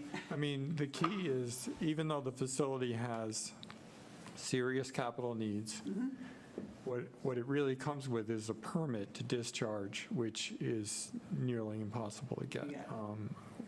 Our town's been working for years to try and get extensions and expansions to the permitting that we already have at the wastewater treatment facility on Bedford Road, and we just haven't been able to do it. So this is incredible. So I just have one more thing as a citizen. I really haven't got as much information about this, so I feel like I'm the average person. I really don't understand what we can do and how much influence the state has on what we can do with the property. And I don't want to, because it's probably a pretty big question, but maybe in your engagement with the community, you can try to go through that process? Yeah, I mean, we think about that all the time. And technically, what we are in control of is the zoning. So that's sort of the lever we have. The state could come and say, well, we're still going to do X, Y, and Z here, right? So that's, school committee coming into play, right? If, I don't know, how much multifamily are we going to build? What component of it needs to be affordable? Can you even make the construction cost work? How does it affect the school system? Like, so what's reasonable to expect? So it sounds like we should take the opportunity, no matter what might happen on the other end, right? Yeah. To do what we should do. Well, just and just to leverage folks' creativity, right? I mean, there's a subset of people that are like, we really want to have a hotel there, right? I mean, that's going to bring food and room revenue and tax, to our tax base. Or should there be some component of office there? So, thank you. Who decides the criteria for the RFP? Is that the state, DCAM, or is So it? that's really the process that we're in right now. The state is asking us to provide input into their RFP criteria. And so when we get to the end of this public visioning process, the goal there is to have some idea of what the balance, if you think about the residential, commercial, municipal, open space uses, housing uses, for the property, ideally we'll be able to say as a community, we think the mix should be roughly this. And that will inform some of the criteria around that. We're also actively searching for, other examples, looking at how one member of the advisory board was involved with Devon's quite a bit. We made a visit, a couple of members, Economic Vitality to Littleton, and talked about some of what they're doing, thinking about the point where the O'Neill Theater is and some of their commercial development and what kinds of trade-offs they've done and what sorts of things can end up in RFPs, which is an interesting criteria. But that's what we're trying to do, is get a community sense of how much of what things do we want to have or do we need to have. How do you, and can you talk a little bit about how you get to that recommendation? You talked about having workshops or just communities sessions, but are you doing any like data collection, whether it's like research polls or like how are you getting to that recommendation? We'll need to. I think we're just too early to do any sort of quantitative aggregation of information because there's so much miscellaneous stuff that's kind of popping in. I think once we sort of hone, maybe do our survey, and then from that could sort of think, okay, X amount of people want to build a whatever. And then are you, is the goal that June 30th date, is the goal for the vision or that data, that information is June 30th, the deadline to have that? Or what's the June 30th deadline? The June 30th deadline is primarily when the state's money disappears. So that's one of the reasons why the select board is putting an article on the town meeting warrant that potentially requests an allocation of funds into FY26. So let's say things don't go completely as planned, because they always do, but occasionally they don't. We may need some funding into next year, and so we're trying to understand that. So we've got a placeholder there for that.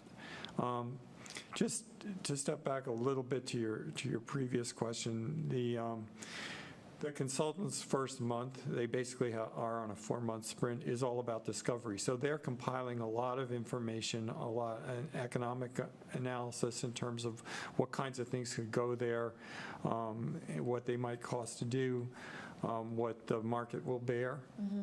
Those sorts of things, and that first month is about that. We're going to begin hearing that discovery information starting next week, and then they're going to be talking about how to present that in these community forums that are coming up. The expectation is that likely we're going to end up with sort of in these forums 3 different sort of development scenarios to give the community an opportunity to respond to those. So one may be a little bit more commercial heavy, one might be more residential heavy or something like that. But they'll put together some things based on what they hear from the community and then ask for community responses to that, because most people are not able to, right out of their heads, come up with how to develop 50, 60 acres of land. So the idea is to get a sense and then distill that.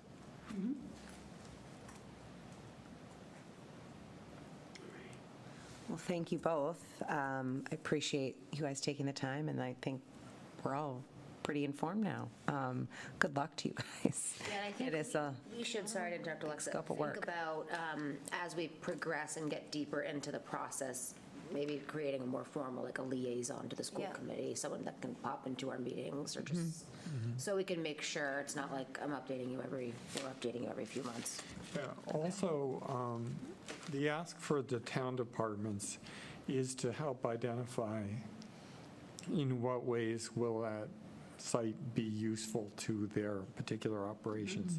So if you, as you're considering the school department's needs, engage with the land use committee, but also think please be ready to bring forward what kinds of uses might, or what ways it might contribute to the school programs. We're not.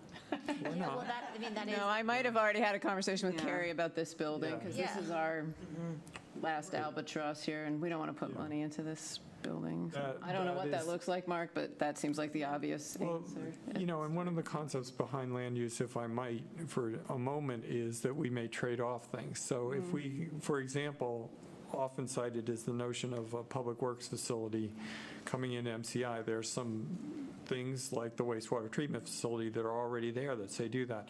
That would free up the Kaiser Road campus, and then the community can start talking about what to do with that. Likewise, Miriam Road. When I heard in Littleton, they're actually figured out a way to put their municipal building into an RFP for a developer who's redeveloping the IBM site there.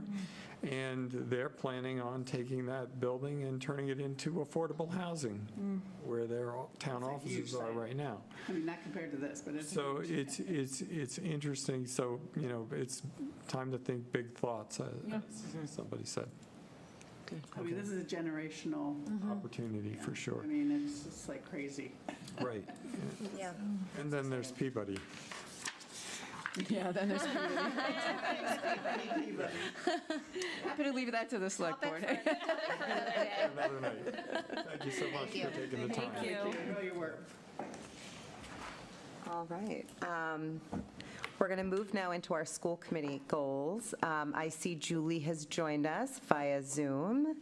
And we appreciate that you're here.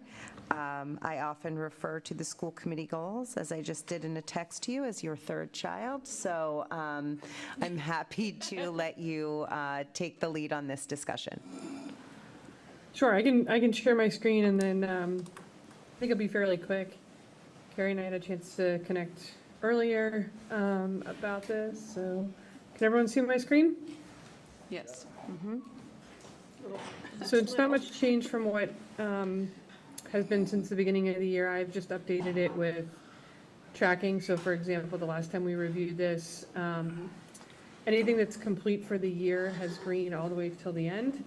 So things that we've finished. So again, number 2, update and finalize critical policy issues. We've made some really great progress on the first 2. So we've already talked about the annual report and some of the social media in the first half of the year.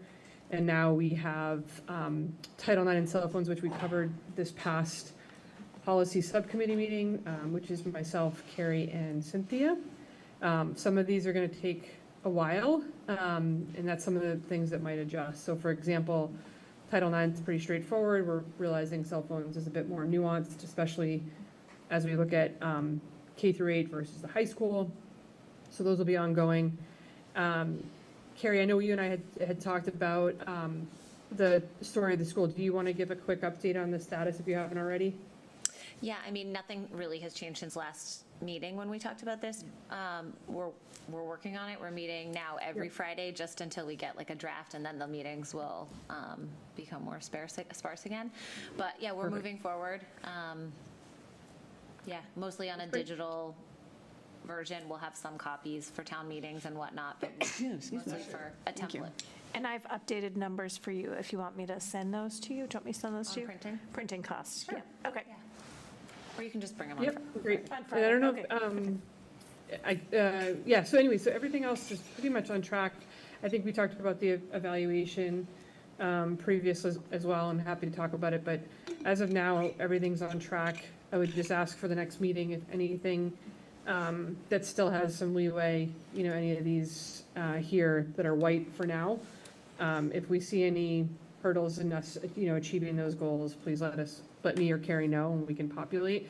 But I think this has been a good process. It's not perfect. And as we said at the beginning, just because something's yellow or red doesn't mean that it's failed or anything. It's just saying, hey, something else has taken priority or we've moved on, just need some attention. So I think we're in good shape. Any other questions or adds to what I already showed? The only thing I'll add is, which is the next agenda item, which is the school committee evaluation. I think we could just tackle that right now too, but is we have a draft from MASC that Julie and I will connect on, and then we're going to do that probably in April, get a link out to everybody. So it's not a very labor-intensive process, but we're going to do that again this spring, so we have some new data, and then we'll bring it back to the committee. What is this? Just the school committee evaluation. We did it in, you've probably done it. We did it in, what, August? It was over the summer. Yeah, and we're trying to shift the timing of it so that it's a little bit more relevant. Like August is a weird time because it's a new committee evaluating an old committee. And so we're trying to shift the timing of it so that we are a committee evaluating ourselves. I like that. Yeah. So you think we'll do that in April? We have a That's the idea. draft, so Okay. we're close to, we have a draft, and the idea is, we talked about, the other addition is we talked in August about expanding the, participants, so it would include Aisha and Michelle. One thing we did talk about was, some of the administrative staff, or maybe that's a different evaluation evaluating us, but either way, maybe this is a first step, and we can talk about the next step. Great, thanks. Thank you. All right, I guess we're moving into our liaisons update. I know Brian has an update from our campus completion. We want to start with Brian and then move around the table. Sure. So just a few updates for campus completion. We also, as a subcommittee, continue to meet weekly, and we may dial that down. I had sent out for review our first draft of FAQs, and I do get some feedback and continue to evolve those, but and I think we're going to continue to need to evolve the FAQs, especially as we hear from members of the community. But sort of hand in hand with that, I met with Erin earlier today about carving out a page on the website where we can start to put material. Some of the reports that we're receiving from Gail, the drawings as we get them, and I would like to get a version of the FAQs out pretty soon, because we also need to circulate them in other places, for example, the Town of Carlisle website, I want to make sure they have them, and you mentioned. And we talked about the briefing book, to make sure that they get into the briefing book for town meeting. So we need to review them as a committee, though, in public. We haven't had a discussion about them, right? The subcommittee did in public. Yeah, we had Right, but- and I sent it out to the committee 2 weeks ago or a week ago and asked. I wanted to have a back and forth with you because I think one of the most important questions, we don't have it on our agenda, so I don't really think it's appropriate for us to have a lengthy discussion about the amenities building, because I think we should review the presentation for the Concord Town meeting hearing, and two, we really have to have a good answer about why we didn't apply for CPC funds on time. So. We can, yeah, go ahead. I'm making. That will note be of a question, so we have to have an answer. Why did we apply in August or September, or we submitted a very late application? Did you look at the FAQs, the new ones? what I had drafted originally? Well, what is the answer? 'Cause I don't know if I. So this is on the April 10th agenda, so I think. Should we just do it then? table it for I then? don't know, I'm looking at Julie, but Alexa's chairing, so I don't know who's deciding what we're talking about, but that'd be my recommendation, that you have a Sure. thorough conversation then. Yeah. Let's just plan for it then, and I'll hold off on circulating them publicly until then. Yeah, and then otherwise, just hand in hand with that, we've gotten some guidance from Carlisle in terms of 6-minute presentation for town meeting on May 18th, what they're looking for in terms of content, so we'll start to work on I that. don't even know what the guidelines are for timing on town meeting. I haven't had that conversation with Carmen yet. Usually that's a little closer to the actual meeting. I think we're also going to do a Carlisle podcast, so Town Hall's been doing podcasts, and the amenities building will be one of them, so. Cool. That's great. We'll bring in our podcast expert here and tackle that. Anything on? We talked about the letter. Thank you. The letter, so there's been a letter that's drafted, an advocacy letter to organizations that use the fields. So it would be, so we had a letter that was drafted that the subcommittee's gone over. And then who it's going to, we have a list of probably almost 30 organizations. So the Friends of groups, the youth sports groups, the MS Walk, Mighty Moose, Kicks for Cancer, so some of the nonprofits that are high users of Memorial Stadium, Rec Department, then we talked about Carlisle, different places to send it to in Carlisle. So we've generated that list, and if you have any other thoughts as to, I mean, we can certainly bring that up, but we're going to start sending that letter around. I think our goal was maybe next week, looking for advocacy. And that letter would come from me as the chair of the subcommittee, to reach out to people. Yep. I think that's all I have, unless there are questions. Any other liaisons have particular updates? I do. You were at the select board last Yes, night? I was at the select board actually twice. So one, I'll start with the Doug White turf hearing that happened with the rec commission. I went to that, and I spoke on behalf of Julie, and they are moving towards turf. So that I think is the only hearing that's going to happen. There's a committee that Carrie has, and I believe that, is Aaron Jonkus on that committee representing the schools, or are you on it? We both are. You're both on it, okay. So there's input certainly from the schools on that, but it appears as though they're moving forward with turf, and hopefully that's going to be an expedited process. And then last night, the only thing that really intersects with us from the select board is the school committee hearing's been moved from April 10th. Thank you, Julie, for flagging that. And I believe it's. I'm going to thank Cynthia. Oh, Cynthia. I opened up my warrant, so I'm putting all the dates in. Oh, thank you, Cynthia. No, Yes. really Okay, glad she so- caught that. Yeah, that's a good call right there. So they seemed happy to move it, and so there's a new date for that.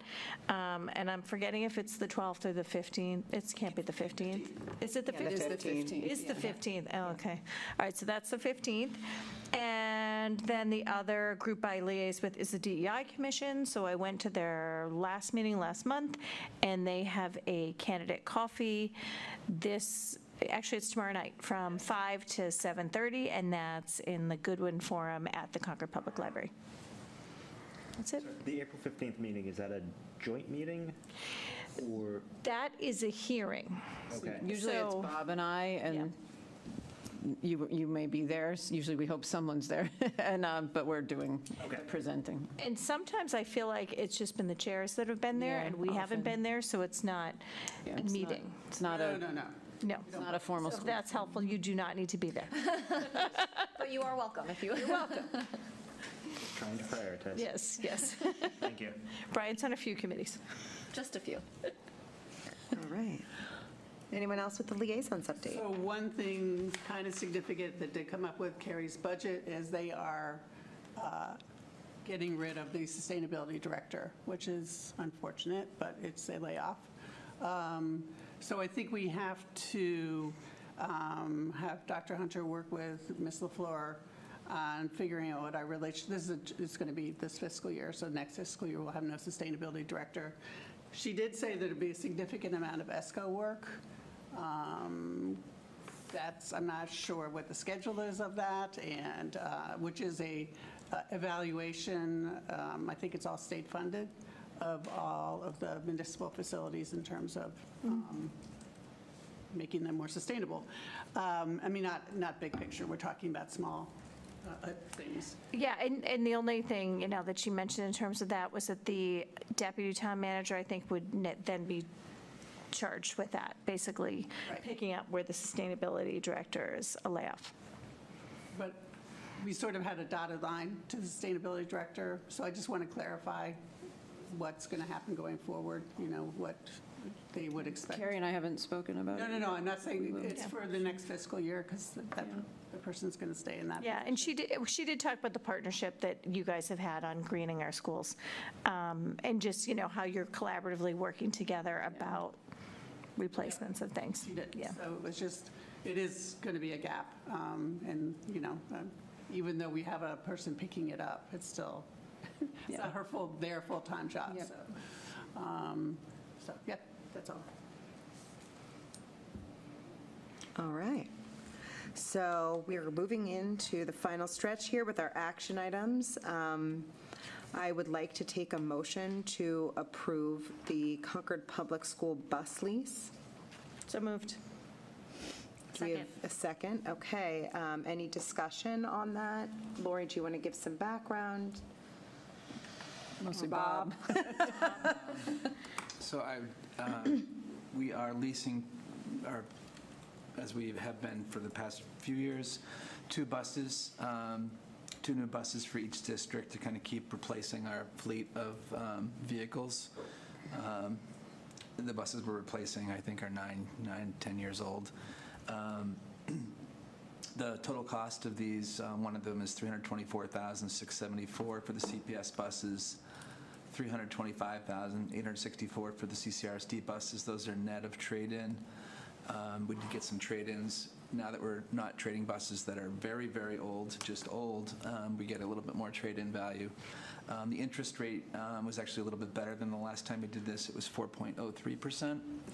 I'd also just note that the huge backlogs in the supply chain have slowed down. We placed our order in 2023, June of 2023. We received that order in November. You approved it at a November-December meeting.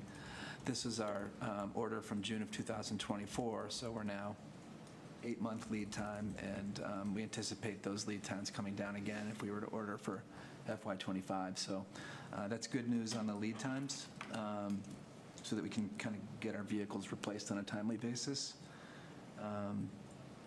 I would, in terms of the vote itself, you have to vote to approve the lessee resolution as presented in our packet.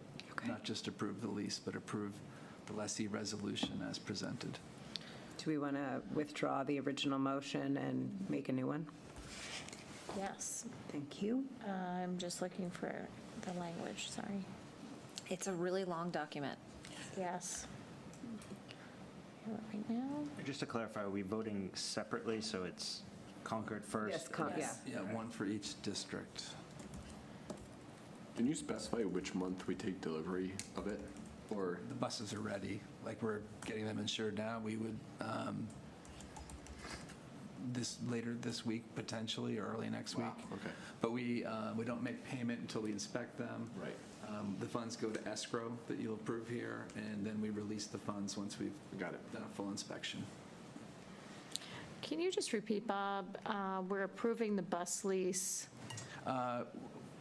Need a motion to approve the lessee.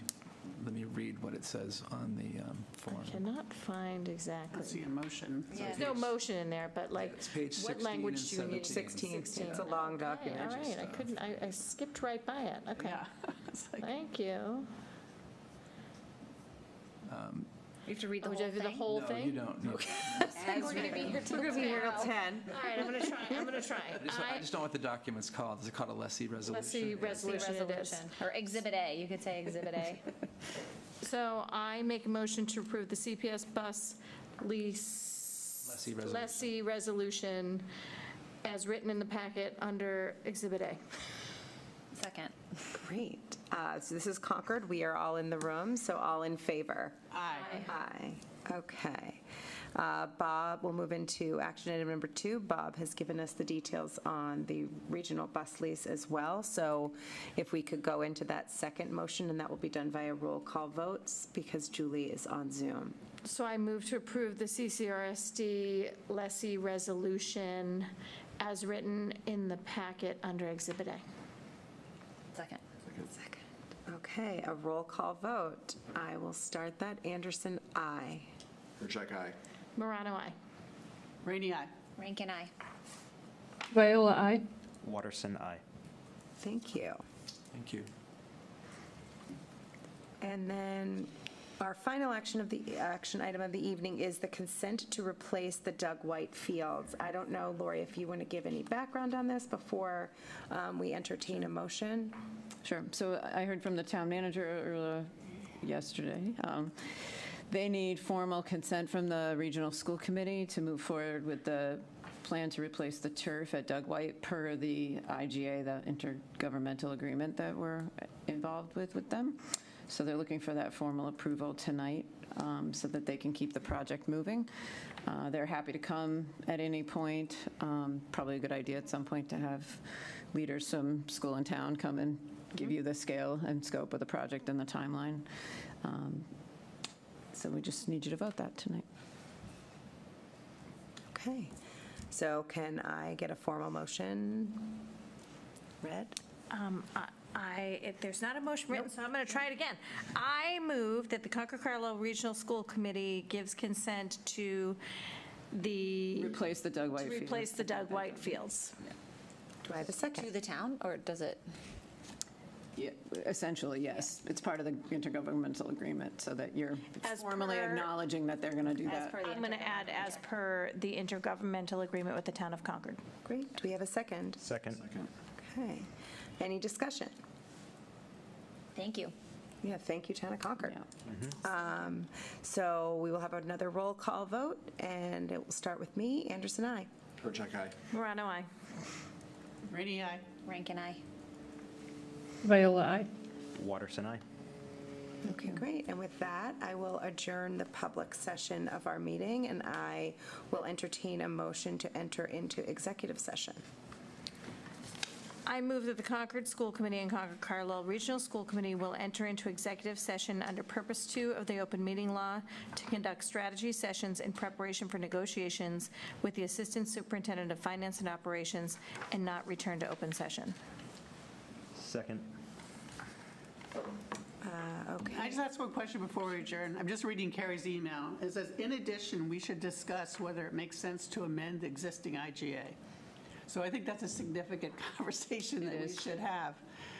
So I don't think she was rushing to get our approval. So I think we need to have somebody. No, my understanding was she needs the approval so they can keep moving, and then that can be a separate conversation. So can somebody put that on there to have, because she said that they would come and talk to us about plans of blah, blah, blah in the process. Yeah.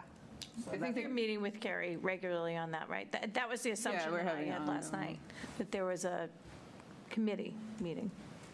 Yeah, and I would say from reading the message, Cynthia, like what we just voted on is not agreeing to a new agreement. No, I'm not saying that, but this seems like a significant piece of work. Yeah, I think that's a further discussion. I Agreed. intentionally didn't think you were going to take that tonight. No, because I'm we just were just saying- trying to keep the project moving. No, I understand that, but I'm just saying, not clear to me what the time frame is to amend the IGA, blah, blah, blah. I don't know.